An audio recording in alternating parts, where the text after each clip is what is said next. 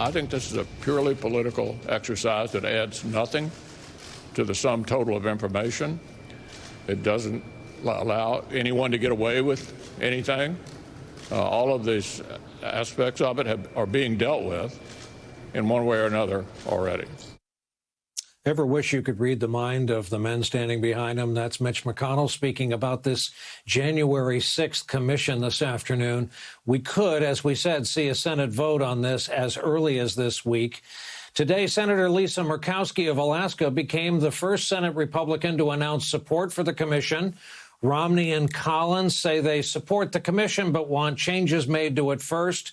Meanwhile, Politico reports Democratic Senator Joe Manchin is standing by the filibuster. Quote, Manchin reiterated that he won't lower the 60-vote threshold even if Senate Republicans block an independent commission on January 6th in the coming days. Back with us again tonight, James Carville, a veteran Democratic strategist who rose to fame with the Clinton presidential effort and is co-host of the Politics War Room podcast, and Michael Steele, former chairman of the Republican National Committee, former lieutenant governor of the great state of Maryland, also the host of the Michael Steele podcast. Gentlemen, welcome to you both. Hey, James, we were the news organization that reported that McConnell was so taken by the interview you gave Vox that it was a Democratic strategy that he distributed it to his caucus.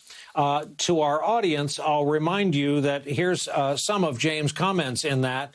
Democrats have to make the Republicans own that insurrection every day. They have to pound it. They have to call bookers on cable news shows. Picture LSU football. They have to get people to write op-eds. There will be all kinds of investigations and stories dripping out for God knows how long, and the Democrats should spend every day tying all of it to the Republican Party.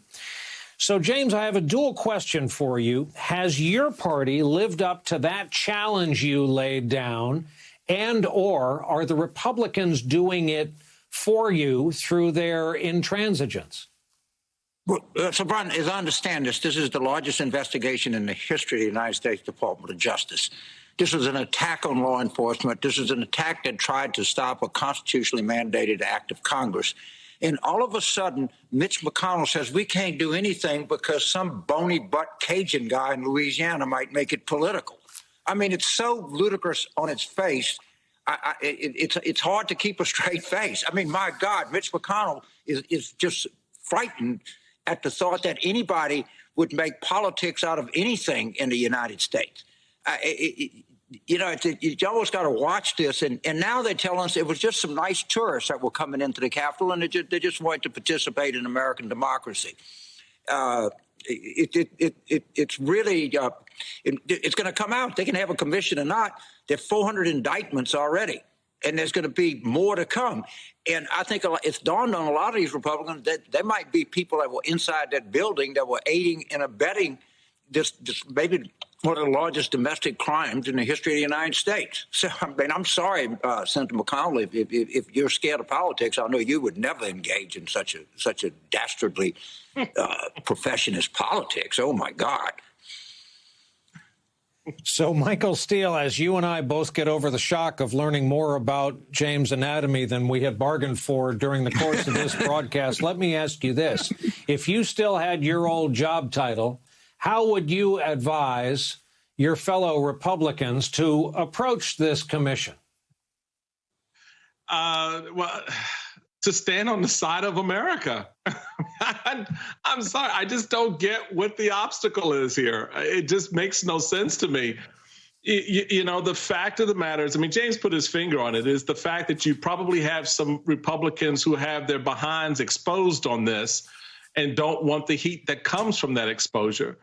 But if I'm looking at this from a political lens, the idea that you think you're just going to be able to wash this over, and that if we said nothing and did nothing, that we get into the next election cycle, that the Democrats then won't play the politics and just remind the American people exactly where the Republican Party stood, with regard to the image that they see on the screen right now, right?